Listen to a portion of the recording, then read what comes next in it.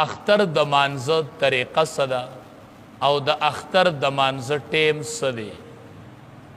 علماء لیکلی دي چې کله انور راوخیږي طلوع آفتاب چې وشي نو د اختر د مانزه ټیم شروع شي لکه تاسو بلی دي سحر چې دا مکروه ټیم ختم شي د انور د راختو ټیم عام طور پر چې تاسو اشراق منس کوئ چې د انور د راختلو دا ټیم ختم شي انور را اوخیږي نو د اختر د مانزه ټیم شروع او د اختر د مانزه ټیم د زواله پورې دی چې د انور د اسمان په منځ ودرېږي سره غرمه چې د هغې نه لږ ټیم پس بیا د ماسپښین وخت داخلیږي د دغې ټیمه پورې د اختر منځ دی دا د اختر د مانزه ټیم دی په دغه ټیم کې د اختر منځ کول پکار دی بهر صورت علما وایي مستحب او سنت طریقه دا ده چې دا غټ اختر منځ دی وختي وشي او د رکوټي اختر منځ دی لږ لیټ وشي نبی کریم صلی الله علیه وسلم یو صحابي یو ځای کې مقرر کړی او هغه ته خط ولیږو هغې کې ورته لیکلي چې دا غټ اختر منځ وختي کوه او د رکوټي اختر منځ لږ لیټ کوه ځکه غټ اختر مانځه پسې وروستو د قربانۍ عملي نو دا چې وختي وکړلی شي نو دا بهتر دی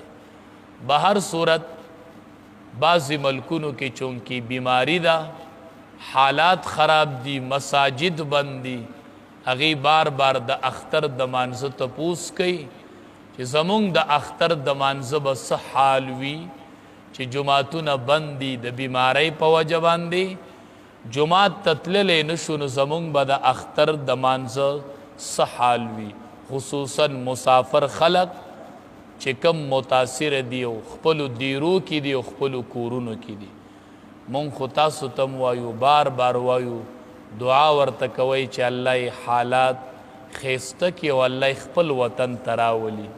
دا څه اختري چې سړي خپل بچي نه وي خپله بیبي نه وي مور او پلار نه وي خپل وطن نه وي دا به څه اختري دا په هغوی خوږ نه لګي نو ټول دعا ورته کوئ چې الله یې صحیح سالم ټول مسافر د ټولو ملکونو خپل وطن ته په خیر او په عافیت راولي او چې اختر راځي چې دی خپلو کورونو خپلو وطن کې او خپلو بچو سره یو ځای اختر تیر کړي بهر صورت علما وایي کم شرایط چې د جمعې د مانځئ نو هغه د اختر د مانځئ چې کم ځای د جمعې منځ کیږي نو هلته د اختر منځ هم کیږي په کومه علاقه باندې چې د جمعې منځ واجب دی په هغې د اختر منځ هم واجب دی نو عام طور پر چې کم ممالک تی په دې ټولو کې جمعه کیږي او جمعه پې واجب ده نو په دې باندې د اختر منځ هم واجب دی چې په چا باندې جمعه واجب اوس د بیماری پیش نظر دی مساجدو ته نشي تللی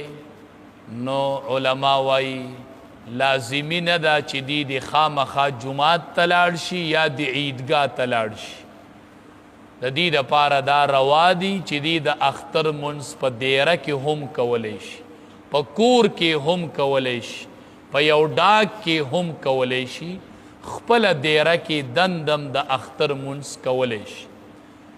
خو د اختر د مانځه دپاره شرط دا دی چې دا یوازې نه کیږي چې ځان ځان له خلک ودرېږي د اختر د مانځه دپاره جماعت شرط دی چې د اختر منځ به په جمع باندې کوي نو که اواته تنه وي بس ډیره کې د یو امام شي او نور دی پسې وروستو ودرېږي او د اختر منځ دی ورله وکړي د اختر منځ په ډیره کې هم کیږي او په کور کې هم د اختر منځ چې دی هغه ادا کیږي خو په دې شرط چې په جمع سره ځان له د اختر منځ نه کیږي د اختر د مانځه طریقه دا ده چې یو خو د اختر د منځ دپاره نه اذان شته دی او نه اقامت شته دی او د اختر د منځ طریقه دا ده چې یو به امام شي مخې ته به شي هغه به دا نیت وکړي چې نیت کوم 2 رکعاته واجب د لوی اختر منځ سره د شپږو واړو تکبیرونو نه پدی حاضر وح که امامی نو آغا دی وی پدی حاضر وح اللہ اکبر که مقتدی پدی حاضر وح پدی حاضر امام پس اللہ اکبر نو دا سی نیت تی اتڑی امام بم نیت اتڑی و مقتدیان بپسی مرستو نیت اتڑی امام بم سبحانک اللہم نمون شروع کی پپٹا باندے و مقتدی بم دغوی شکل امامم د ولا الہ غیرک پوری منز بوئی او شات بی مقتدی هم اوائی چی دین فارغ شو امام با اعوذ باللہ من الشیطان الرجیم بسم اللہ الرحمن الرحیم چی امام کل ولا الہ غیرک اوی مقتدیانم ولا الہ غیرک اوی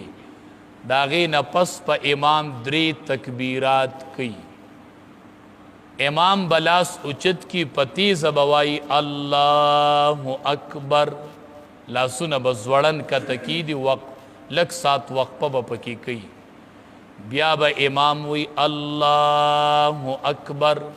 وگنو تب لاسون اچت کی پتی زبوائی بیا با لاس زوڑن کی دی پدریم زل بیا اللہ اکبر لاسون با اچت کی او بیا چی پدریم زل اللہ اکبر اوی نو لاسون با دنام دلان دی کی دی او منز بشورو کی پٹ باندی با اعوذ باللہ وی بیا بسم اللہ بیا با دا الحمدنا من شورو کی مقتدیان بم دا دری تکبیرات وی لاسون با اچتی مقتدیان بای پقلار وی او امام بای پتیز وی بیا با امام دا الحمدنا من شورو کی سورہ فاتحہ با اوئی بیا با پسی قیرت اوکی بیا با رکات اوکی یو رکات پا دی طریقہ ادا شو دویم رکات لچے پاسی نو پا اول رکات کی د تکبیرات د ولا الہ غیرک نپس ویلیو او پا دویم رکات کی چی دے تکبیرات وائی نو چی الحمدم ہوئی